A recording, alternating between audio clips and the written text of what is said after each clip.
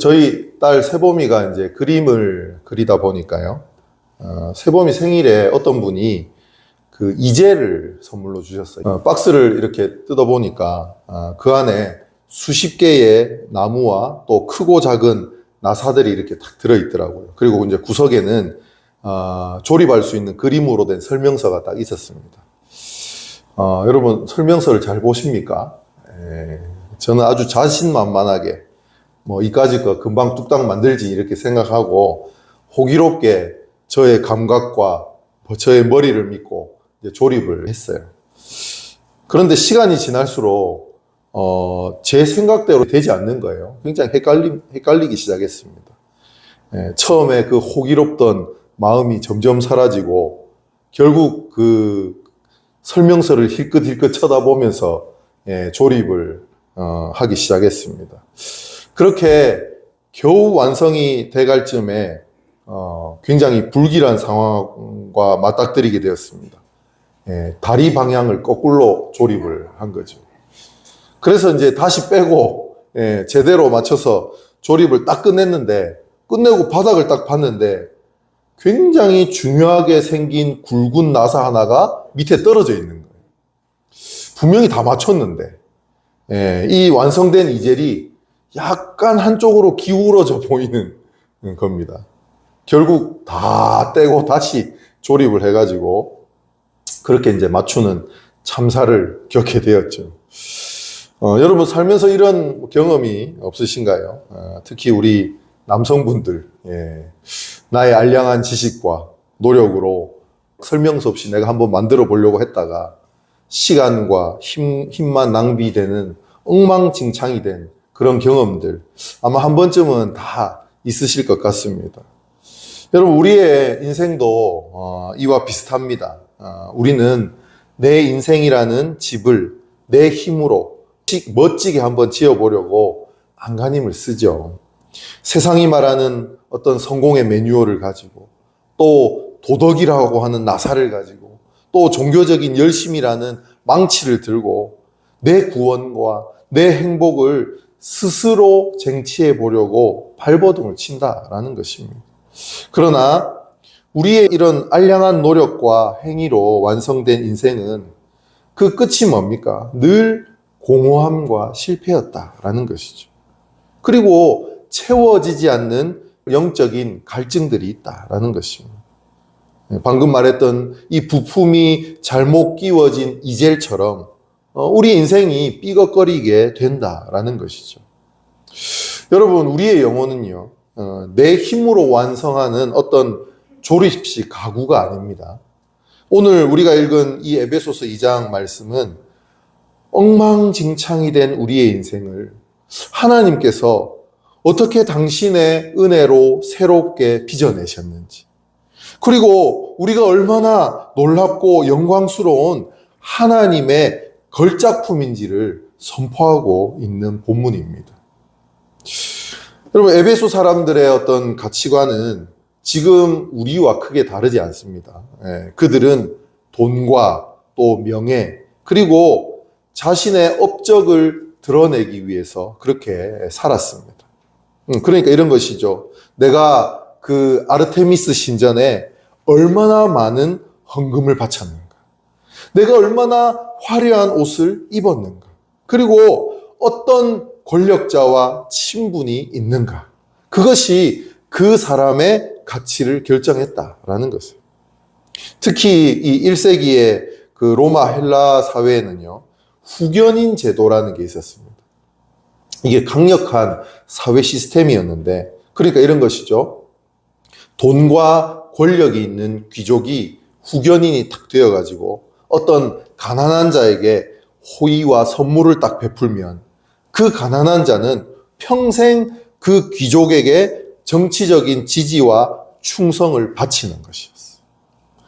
그러니까 여러분 조건 없는 선물은 없다라고 하는 것이죠.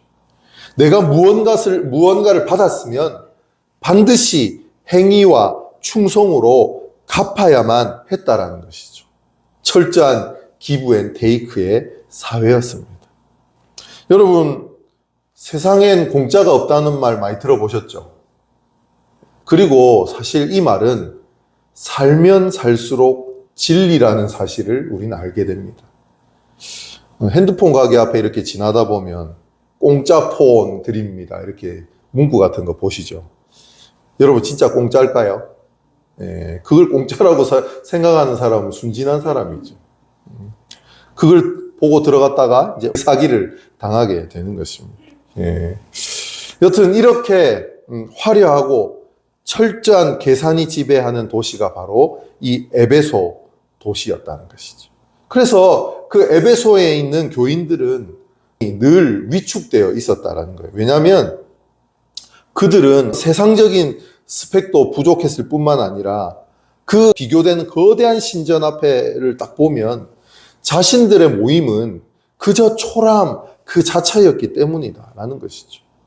게다가 더 문제는 그 교인들 중에 유대 출신 그리스도인들이 있었어요. 그들은 과거의 습관을 버리지 못하고 믿음도 중요하지만 율법도 철저히 지켜야 된다라고 생각을 했다라는 것이죠. 그러니까 내가 율법을 지키는 것이 자랑이 되고 사람들에게 강요하다 보니까 그것을 지키지 않는 다른 교인들은 내가 무언가를 열심히 해야만 구원받고 인정받을 수 있다는 영적인 강박관념에 그렇게 시달리게 되었다라는 것이에요. 바로 그들을 향해 사도 바울이 이렇게 얘기합니다. 세상의 후견인들은 너희의 어떤 행위들을 요구하지만 온 우주의 참된 주인이신 하나님은 너희에게 행위를 요구하는 것이 아니다. 오히려 전혀 다른 방식, 곧 은혜로 다가오셨다. 이렇게 얘기하거든요. 그렇다면 이 은혜가 무엇일까요? 오늘 말씀을 통해서 우리가 이 은혜에 대해서 같이 살펴보려고 합니다. 바울은 먼저 우리가 어떤 신분으로 변화되었는지를 6절에서 이렇게 얘기하고 있습니다. 함께 일으키사 그리스도 예수 안에서 함께 하늘에 앉히시니. 지난주에 살펴본 1절에서 5절까지의 말씀을 보면 우리는 허물과 죄로 죽었던 자들이다 이렇게 얘기합니다. 그러니까 영적인 시체라는 말이에요. 그런데 하나님께서 우리를 그리스도와 함께 살리셨을 뿐만 아니라 엄청난 곳으로 우리를 데려가신다. 거기가 어디입니까? 함께 하늘에 앉히셨다. 이렇게 얘기하거든요. 여기서 아주 중요한 영적인 진리가 있습니다. 이 문장의 시제를 보면 미래형이 아니라는 거예요. 그러니까 앞으로 죽으면 하나님께서 하늘에 앉혀 주실 것이야 이렇게 얘기한 게 아니라는 거예요. 이 시제는 뭐냐면 과거 완료입니다. 그러니까 이미 너희는 하늘에 앉았다라고 선포하는 것이죠. 이 얼마나 놀라운 선언입니까? 여러분, 내 눈으로 보기에는 지금 내가 주름지고 병든 육신을 이끌고 이 팍팍한 대한민국의 현실을 살아가고 있는 것 같습니다. 은행의 대출이자를 걱정하게 되고 또 내일 당장 출근해서 부딪혀야 될 직장 상사를 걱정하게 되고 그러면서 우리는 이 땅을 밟고 서 있는 것이죠. 그러나 우리의 영적인 진짜 현주소는 어디라는 거예요?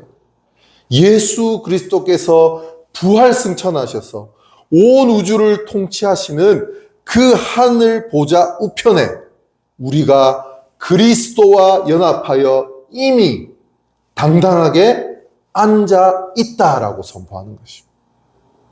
여러분, 이 고대 사회에서 그 왕 옆에 앉는다라고 하는 것은 최고의 권력과 통치권을 공유한다는 뜻입니다. 신하들의 모습을 보면 왕 앞에 어떻게 있어요? 항상 서 있습니다. 그죠? 앉아 있지 않습니다. 오직 왕과 동등한 자격을 부여받은 사람만이 같이 앉을 수 있다는 거예요. 하나님은 냄새나는 그 무덤 속에 있던 우리를 꺼내어 예수님의 보혈로 씻기시고 어떻게 해요? 만물을 다스리는 하늘 보좌에 우리를 앉혀주셨다. 동등하다라는 뜻입니다. 저는요, 유럽 여행을 하면서 앉는다는 것에 대한 그 특권을 발견하게 됐습니다. 여러분, 대부분 여기 지금 앉아 계시지 않습니까? 그 앉는 것에 대한 특권과 소중함을 사실 유럽을 가보시면 깨닫게 됩니다. 유럽은요, 그냥 앉아서 쉴 수 있는 의자가 거의 없습니다. 내 눈에 보이는 의자가 분명히 있습니다. 근데 그 의자는 그냥 앉을 수 있는 의자가 아닙니다. 자리세를 다 내야 되는 의자인 거예요. 심지어 카페를 가도요. 우리는 카페 가면 테이크아웃도 하고 앉아서 먹기도 하잖아요. 돈이 다르지 않죠. 물론 이제 조금 싸게 해주는 가게도 몇몇 있지만 대부분 받아간다고 더 싸게 해주고 앉는다고 돈 더 받고 그렇지 않습니다. 그런데 유럽은 거기서 서서 마시는 사람과 앉아서 마시는 사람의 가격 차이가 2배 이상입니다. 그만큼 자리세가 엄청 비싸요. 제가 그것을 보면서 앉는다라는 것이 이렇게 큰 특권이구나, 특별한 것이구나, 배려구나 라는 사실을 알게 되었습니다. 여러분, 저와 여러분이 이 사실을 깨닫는다면 세상의 화려한 그 신전 앞에서도, 세상 사람들의 그 잘난 척 앞에서도 우리는 주눅들지 않는다라는 거죠. 왜냐하면 하나님과 동등됨으로 우리는 그곳에 앉아있기 때문이다라는 것이죠. 이 거룩한 자부심이 여러분의 삶을 지배하기를 축복합니다. 그렇다면 우리가 어떻게 엄청난 자리에 앉게 되었을까요? 우리가 기도를 엄청 많이 해서 그럴까요? 아니면 헌금을 많이 하고 봉사를 열심히 해서 그런 자격을 갖추었을까요? 바울은 오늘 8절과 9절에서 이렇게 얘기를 하고 있습니다. 너희 구원을 받았으니 이것은 너희에게서 난 것이 아니요 하나님의 선물이라.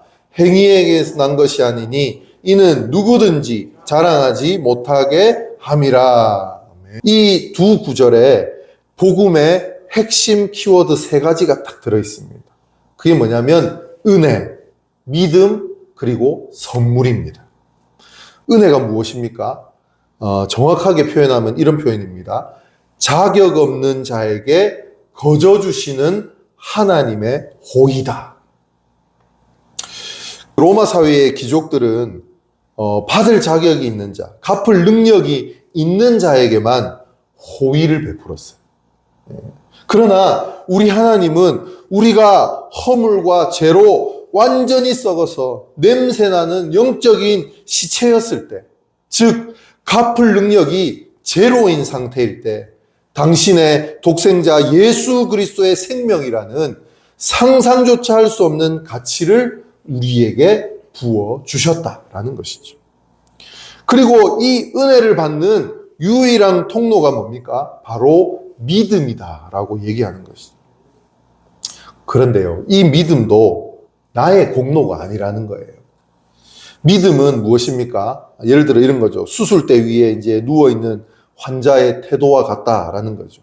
그러니까 죽어가는 환자가 스스로 몸을 열고 수술을 할 수 없지 않습니까?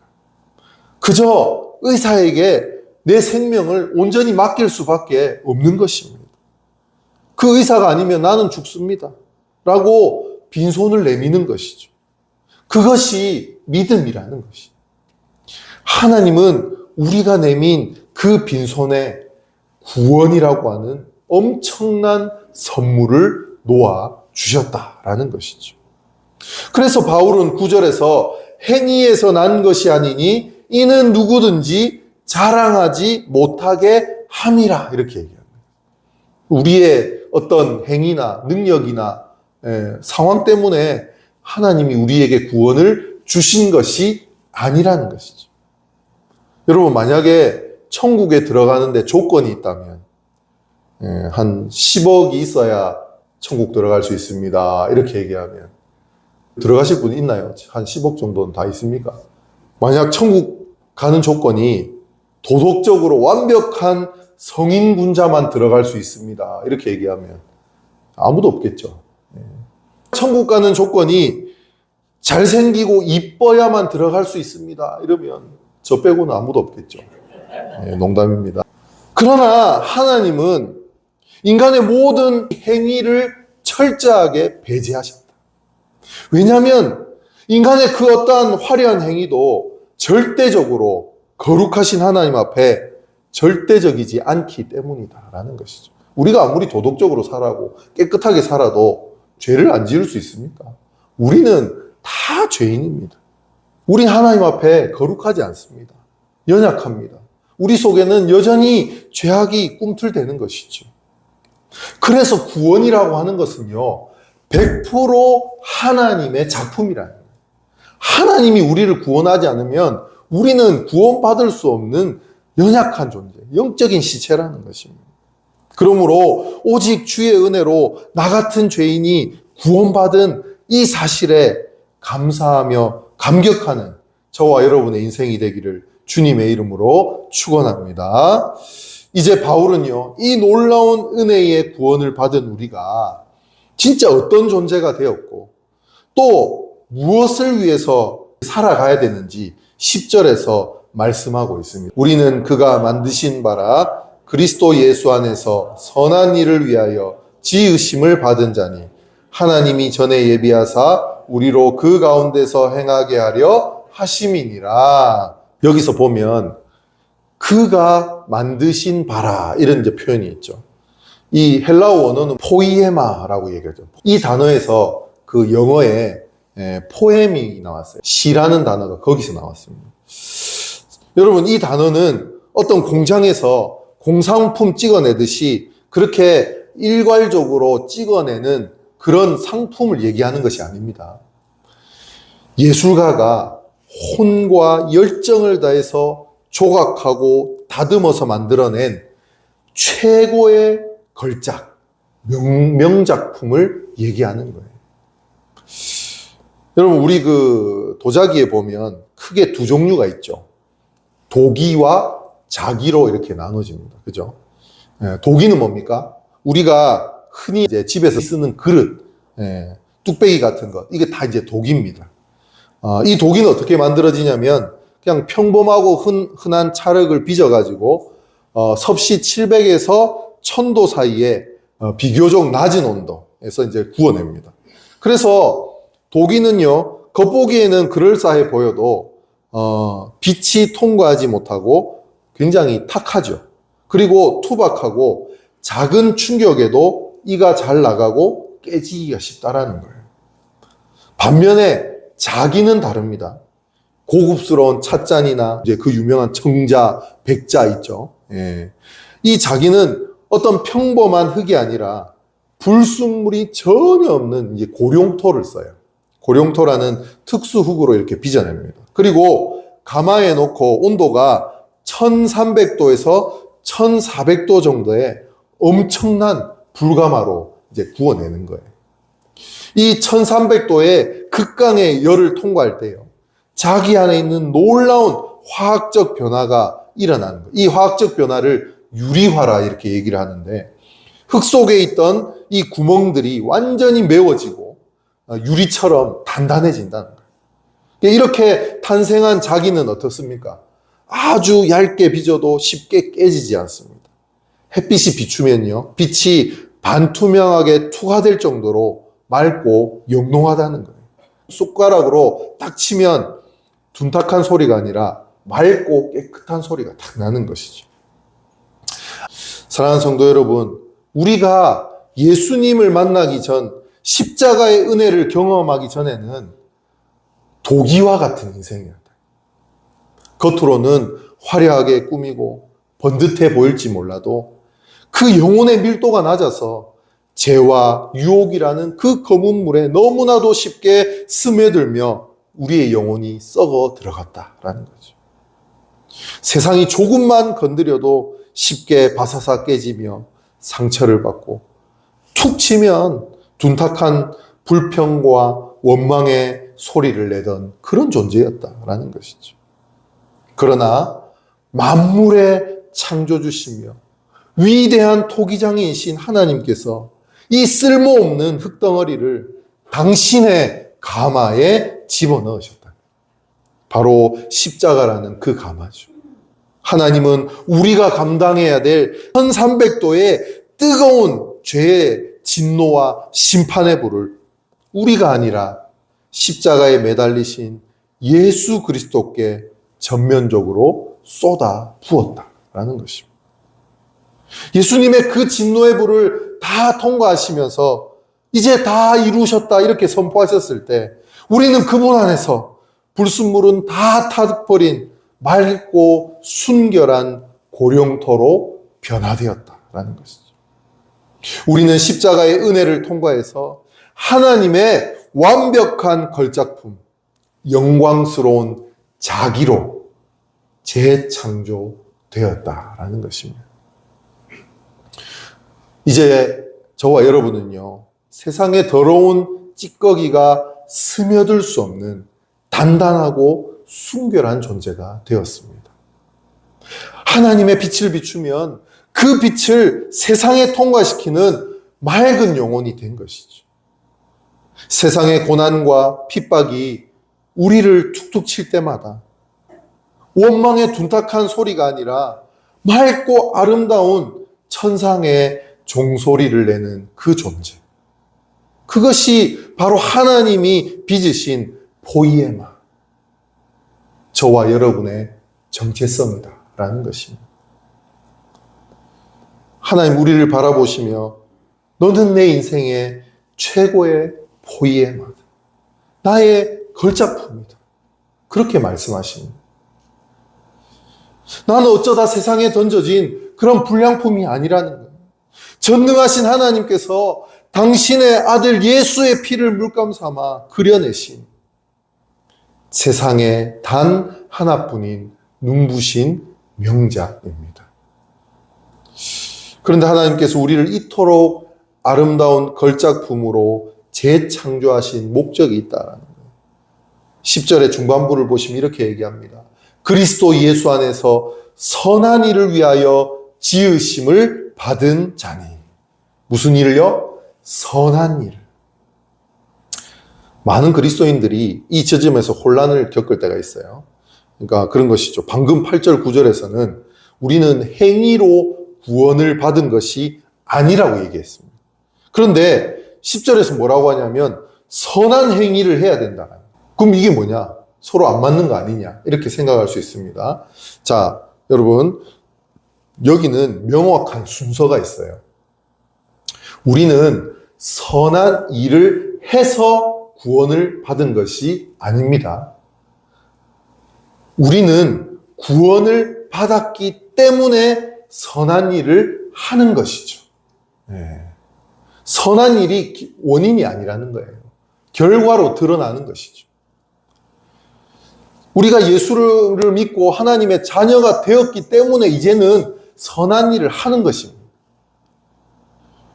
여러분, 뿌리가 있어야 열매를 맺듯 구원의 은혜라는 그 뿌리가 우리의 영혼 깊이 내리면 그 생명력으로 말미암아 선한 일이라고 하는 아름다운 열매가 맺히게 된다라는 것이죠. 그래서 예수님께서 뭐라고 하셨냐면 그 열매를 보고 나무를 안다라고 말씀하셨어요. 아무리 좋아 보이는 나무도 열매를 맺지 못하면 그 나무는 쓰잘데기 없는 나무. 그냥 불쏘시개로 그냥 버려질 나무라는 거예요. 그러나 볼품이 없어도 그 나무에 열매가 맺히면 그 나무는 뭡니까? 진빼이, 진짜라는 것이죠. 성경이 말하는 이 선한 일은 단순히 고아원이나 양로원에 가서 돕는 어떤 봉사를 말하는 것은 아닙니다. 예수 그리스도를 마음에 품고 살아가는 모든 일상이라는 것이죠. 깨어진 가정에서 나를 희생해서 평화를 만드는 일, 직장에서 정직하게 일하며 동료를 섬기는 일, 상처받은 이웃에게 다가가 예수님의 십자가 사랑을 전하고 위로하는 일, 이 모든 것이 나를 통해 드러나는 선한 일이다라는 것이죠. 말씀을 맺겠습니다. 우리에게 필요한 것은요, 더 나은 행위나 노력이 아닙니다. 우리를 위해서 십자가에 죽으시고 부활하신 그 예수 그리스도의 완전한 은혜인 것이죠. 우리는 이미 허물과 죄에서 건져내어 예수님과 함께 보좌에 앉은 영광스러운 존재입니다. 내 공로가 1%도 섞이지 않은 100% 하나님의 은혜로 값없는 선물로 우리는 구원을 받았습니다. 하나님 손에 붙들려 우주의 최고의 걸작품 이 포이에마로 다시 태어나게 된 것이죠. 그러므로 우리가 이제 또 삶의 현장에 살아갈 때에 여러분 우리의 어깨를 쫙 펴시길 바랍니다. 세상 사람들의 어떤 평가나 통장의 잔고가 여러분의 가치를 결정하지 못한다. 우리는 예수님 짤입니다. 예수님이 핏값으로 우리를 주고 사셨기 때문에 걸작품답게 당당하게 살아가야 하는 것이죠. 그리고 나를 살려주신 그 십자가의 은혜와 사랑을 내 주변의 이웃들에게 베풀며 하나님의 선한 뜻을 이루어가는 아름다운 연주자로 살아가시기를 축복합니다. 여러분의 남은 평생이 하나님의 은혜를 자랑하는 위대한 시가 되기를 예수 그리스도의 이름으로 축원합니다.